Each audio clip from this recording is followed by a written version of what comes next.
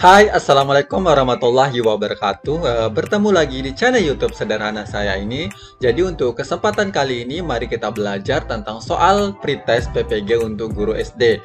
Dan ini merupakan bagian ketiga. Nah, seperti video sebelumnya, tentu di video kali ini ada beberapa catatan yang perlu teman-teman perhatikan. Catatan yang pertama di sini terdiri dari 10 soal. Kemudian 10 soal ini kita bagi menjadi 3 soal pedagogik, kemudian ada 2 soal kepribadian dan 5 soal untuk mata pelajaran PKN. Dan tentunya tidak lupa mari kita berdiskusi apabila teman-teman menemukan ada jawaban atau pembahasan yang salah. Oke, untuk tidak berlama-lama kita langsung ke soal yang pertama. Nah, untuk soal yang pertama, guru menggunakan metode kontekstual sebagai salah satu syarat agar IPS memiliki kekuatan bahwa materi kajiannya meaningful, yang berarti A bersifat logis dan berguna, sedangkan yang B menampilkan fakta, yang C adalah memenuhi aspek psikomotorik, yang D adalah menampilkan kasus, yang E adalah memenuhi aspek kognitif. Nah, untuk soal nomor 1 ini kira-kira jawaban yang tepat yang mana? Oke, jadi untuk soal nomor 1 ini jawaban yang tepat adalah yang A, yaitu bersifat logis dan berguna. Sekarang kita lihat nih tentang pembelajaran kontekstual. Jadi pembelajaran kontekstual itu merupakan suatu proses pendidikan yang bertujuan memotivasi siswa untuk memahami makna materi pelajaran yang dipelajarinya dengan mengaitkan materi tersebut dengan konteks kehidupan mereka sehari-hari, yaitu konteks pribadi, sosial, dan kultural, sehingga siswa memiliki pengetahuan atau keterampilan yang secara fleksibel dapat diterapkan atau ditransfer dari satu permasalahan atau konteks ke permasalahan ke konteks lainnya.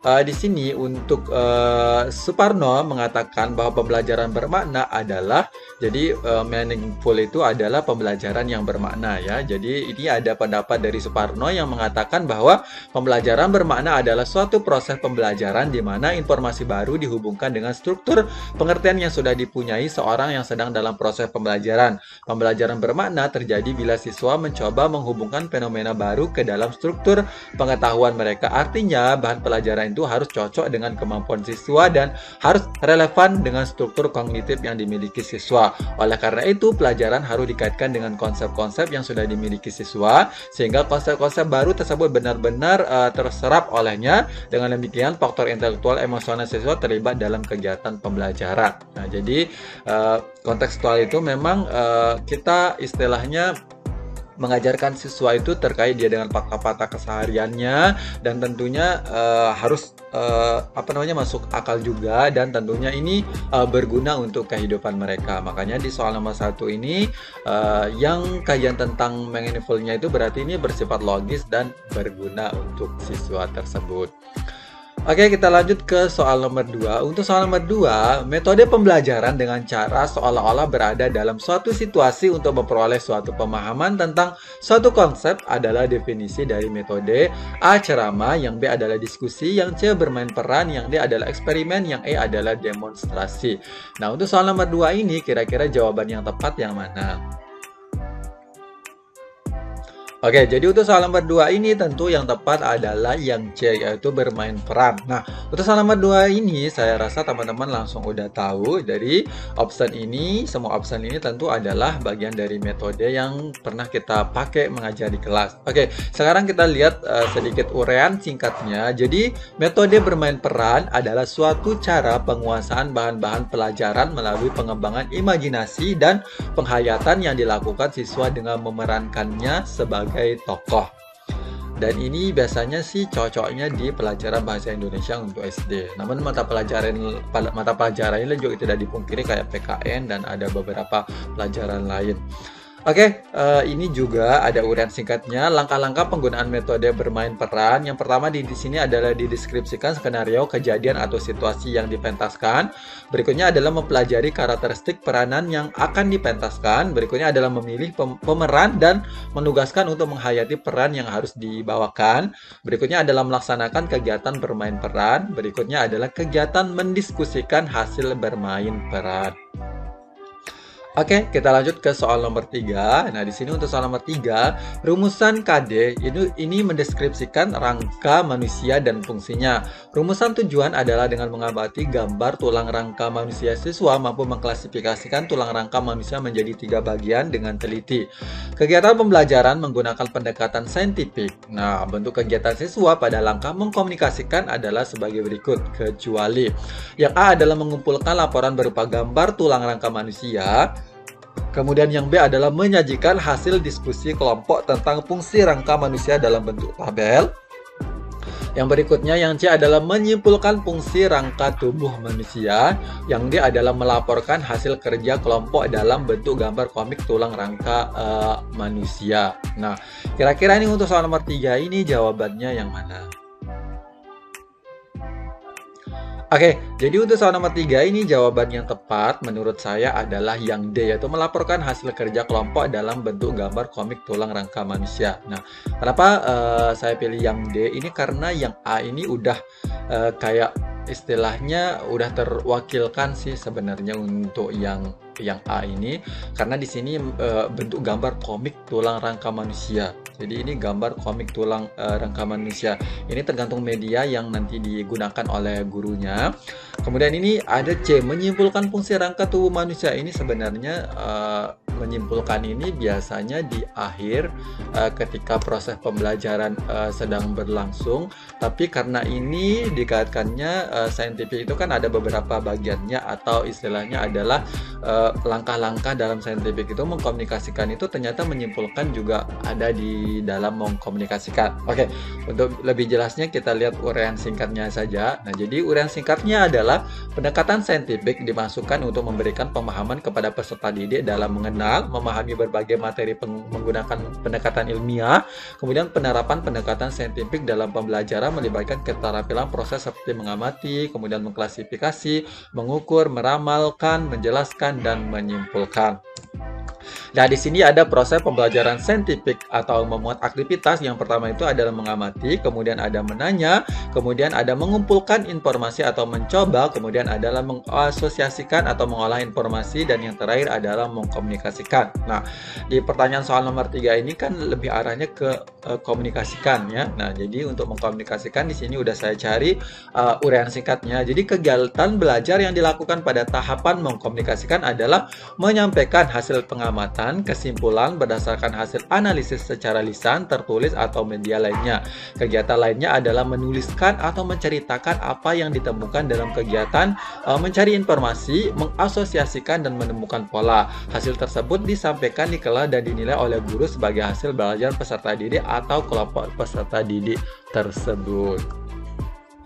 Oke, kita lanjut saja ke soal nomor 4. Nah, untuk soal nomor 4, ini ke soal kepribadian ya. Anda diberi tugas kepala sekolah menjadi ketua panitia perayaan kemerdekaan pada bulan Agustus. Nah, kegiatan yang akan dilaksanakan terdiri dari lomba-lomba, upacara bendera, dan pentas seni. Apa yang pertama kali Anda lakukan? Yang A, mempersiapkan semua acara. Yang B, tentunya melakukan rapat koordinasi dengan guru-guru untuk memilih koordinator dan mempersiapkan berbagai kegiatan.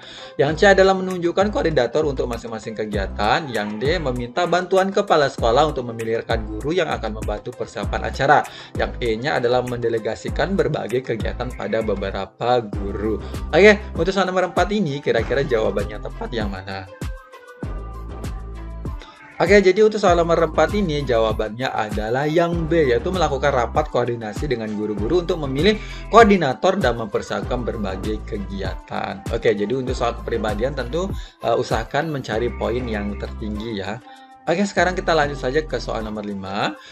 Karena di soal kepribadian insya Allah nih teman-teman udah bisa nih atau sudah bisa menentukan mana poin yang tertinggi di dalam soal kepribadian.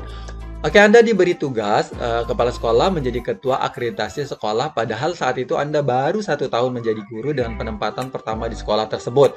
Hal pertama kali yang Anda lakukan adalah A, menolak tugas dari kepala sekolah tersebut. Yang B, tidak berani menolak tugas karena Anda guru yang baru di sekolah tersebut. Yang C adalah meminta guru-guru yang lain membantu Anda mempersiapkan akreditasi sekolah. Yang D adalah menerima tugas tersebut dengan berat hati. Sedangkan yang E adalah membentuk tim akreditasi sekolah sekolah dan melakukan rapat akreditasi. Nah, untuk soal nomor 5 ini, kira-kira jawaban yang tepat yang mana? Oke, jadi untuk soal nomor 5 ini jawaban yang tepat tentu adalah yang E, yaitu membentuk tim akreditasi sekolah dan melakukan rapat akreditasi. Oke, saya rasa soal nomor 5 ini juga teman-teman pasti bisa. Sekarang kita lanjut ke soal nomor 6. Nah, untuk soal nomor 6, peristiwa kejahatan yang terjadi di masyarakat mengenai keterlibatan siswa usia sekolah dasar sebagai pelaku.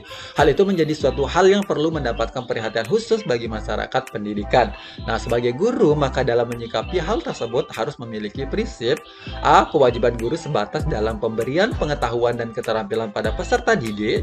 Yang B. Pendidikan yang cukup diberikan untuk mencerdaskan peserta didik. Yang C. Pendidikan moral sebaiknya diberikan di keluarga masing-masing. Yang D. Pendidikan anak dibebankan kepada orang tua masing-masing. Yang E. Pentingnya pendidikan karakter ditanamkan dalam diri peserta didik sedini mungkin. Nah, untuk soal nomor 6 ini kira-kira kunci jawabannya atau jawaban yang tepat yang mana?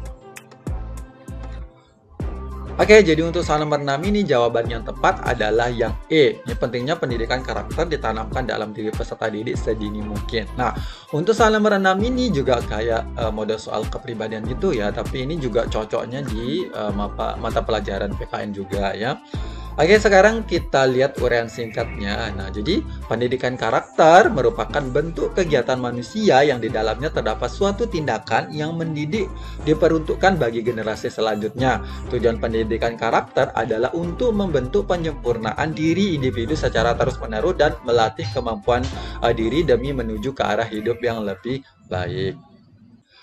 Oke, kita lanjut ke soal nomor 7. Untuk soal nomor 7, salah satu kegunaan mempelajari sejarah Indonesia adalah memahami aturan hukum mengenai ekonomi kerakyatan. Berkaitan antara konstitusi pasal 33 Undang-Undang Dasar 1945 dengan ekonomi kerakyatan terletak pada A. Adanya orientasi kerakyatan yang sangat kuat di antara keduanya. Yang B. Adanya penguasaan negara terhadap sektor usaha strategis. Yang C. Kemandirian masyarakat dalam mencapai kesejahteraan. Yang D adalah kesamaan visi dan misi dalam menghadapi globalisasi. Yang E adalah kemakmuran masyarakat merata. Nah, untuk soal nomor 7 ini kira-kira jawaban yang tepat yang mana? Oke, jadi untuk soal nomor 7 ini jawaban yang tepat adalah yang B, yaitu adanya penguasaan negara terhadap sektor usaha strategis. Nah, sekarang kita lihat nih pasal 33 Undang-Undang 1945, dan ini yang saya cantumkan hanya 2 ayat saja karena mewakili jawabannya. Nah, untuk ayat pertama ini perekonomian disusun sebagai usaha bersama berdasar atas asas kekeluargaan, sedangkan untuk ayat keduanya adalah cabang-cabang produksi yang penting bagi negara dan yang menguasai hajat hidup orang banyak dikuasai oleh negara. Nah, jadi yang lebih mencerminkan jawaban ini adanya di ayat kedua ya. Oke, sekarang kita lanjut saja ke soal nomor 8. Nah, untuk soal nomor 8, proses pembukaan dan pengangkatan perwakilan diplomatik di antara kedua negara yang menjalin hubungan diplomatik melalui beberapa tahapan. Salah satunya adalah yang A, mewakili negara pengirim di negara penerima. Yang B, pihak-pihak yang terkait mengajukan permohonan persetujuan untuk menempatkan diplomat. Yang C, membahas dengan teliti setiap kejadian atau peristiwa di negara penerima. Yang D, mewakili pemerintah negara. Yang E, meningkatkan persahabatan. Nah, untuk soal nomor 8 ini kira-kira jawaban yang tepat yang mana? Oke, jadi untuk soal nomor 8 ini jawaban yang tepat adalah yang B. Nah, pihak-pihak yang terkait pengajuan permohonan persetujuan untuk menempatkan diplomat. Nah, jadi ada beberapa uraian terkait dia dengan ini. Uraian yang pertama yang perlu kita baca adalah kedua belah pihak atau negara melakukan kegiatan pendahuluan yang diawali dengan tukar-menukar informasi tentang kemungkinan dibukanya perwakilan diplomatik. Kegiatan ini biasanya dilakukan oleh kepala negara atau departemen luar negeri masing-masing. Berikutnya di sini masing-masing pihak kemudian mengajukan permohonan persetujuan atau agreement untuk menempatkan diplomat atau duta besar atau duta yang dicalonkan oleh masing-masing atau pihak atau negara. Setiap diplomat yang dicalonkan tersebut belum tentu diterima, tergantung pada penilaian negara yang akan menerimanya. Apabila seorang calon dianggap persona non grata oleh negara penerima, berarti calon tersebut ditolak. Dengan demikian harus diajukan calon lain sampai mendapatkan persetujuan. Oke, kita lanjut ke soal nomor 9. Nah, berikut ini adalah pengertian negara sebagai organisasi kekuasaan, yaitu A. Organisasi yang menyatukan kelompok manusia yang kemudian disebut bangsa. Yang B. Organisasi kesusilaan yang timbul karena sintesa antara kemerdekaan individu dan kemerdekaan universal. Yang C. Masyarakat hukum yang dibentuk karena perjanjian masyarakat yang bertujuan untuk perdamaian. Yang D adalah organisasi yang melaksanakan kehendak anggotanya yang mana kehendak itu dituangkan dalam hukum. Yang E, organisasi yang memiliki wewenang berkuasa yang diciptakan oleh sekelompok manusia atau bangsa. Oke, jadi untuk soal nomor 9 ini kira-kira jawaban yang tepat yang mana? Oke, jadi untuk soal nomor 9 ini jawaban yang tepat adalah yang E, organisasi yang memiliki wewenang berkuasa yang diciptakan oleh sekelompok manusia atau bangsa. Sekarang kita lihat nih uraian singkatnya. Jadi uraian singkatnya di sini, negara adalah suatu organisasi di antara sekelompok atau beberapa kelompok manusia yang secara bersama-sama mendiami suatu wilayah tertentu dengan mengakui adanya suatu pemerintahan yang mengurus tata tertib dan keselamatan sekelompok atau beberapa kelompok manusia yang ada di wilayahnya. Di sini juga negara sebagai organisasi kekuasaan mengandung arti jika negara memiliki mekanisme tata hubungan kerja yang digunakan untuk mengatur kelompok manusia agar perbuatan atau sikapnya sesuai dengan pemilik kekuasaan atau kehendak negara. Oke, sekarang kita lanjut ke soal nomor 10 atau soal yang terakhir. Oke, perhatikan pilihan di bawah ini. Yang pertama nih ada pemerintahan yang sentralistis mengakibatkan kesenjangan dengan rakyatnya. Yang kedua ada hukum yang berjalan sesuai dengan prinsip negara hukum. Yang ketiga nih pelaku ekonomi berlangsung negara dengan praktik korupsi dan nepotisme.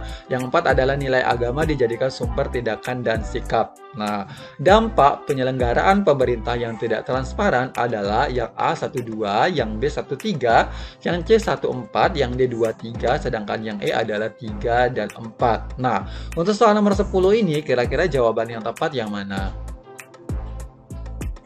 Oke, jadi jawaban yang tepat adalah yang B, yaitu nomor 1 dan 3. Sekarang kita lihat nih uraian singkatnya. Nah, dampak yang paling besar dari penyelenggaraan pemerintah yang tidak transparan adalah berkembangnya korupsi, kolusi, dan nepotisme. Berikutnya, di sini dampak dari penyelenggara pemerintah yang tidak transparan. Jadi ini tambahan uraian yang di atas. Yang pertama ini ada budaya politik secara personal dan kelembagaan negara cenderung elitis dan eksklusif. Kemudian kekuasaan ekonomi terpusat pada golongan elit politik. Berikutnya adalah penyelesaian politik cenderung secara kekerasan. Berikutnya adalah kebijakan politik pemerintah cenderung bersifat mendikte. Oke, terima kasih sudah menonton video di bagian ketiga ini. Kurang lebihnya mohon dimaafkan kalau ada kesalahan atau apapun itu, beri kritik dan saran. Sekian sekali lagi, wabillahi taufiq wal hidayah. Wassalamualaikum warahmatullahi wabarakatuh. Bye-bye.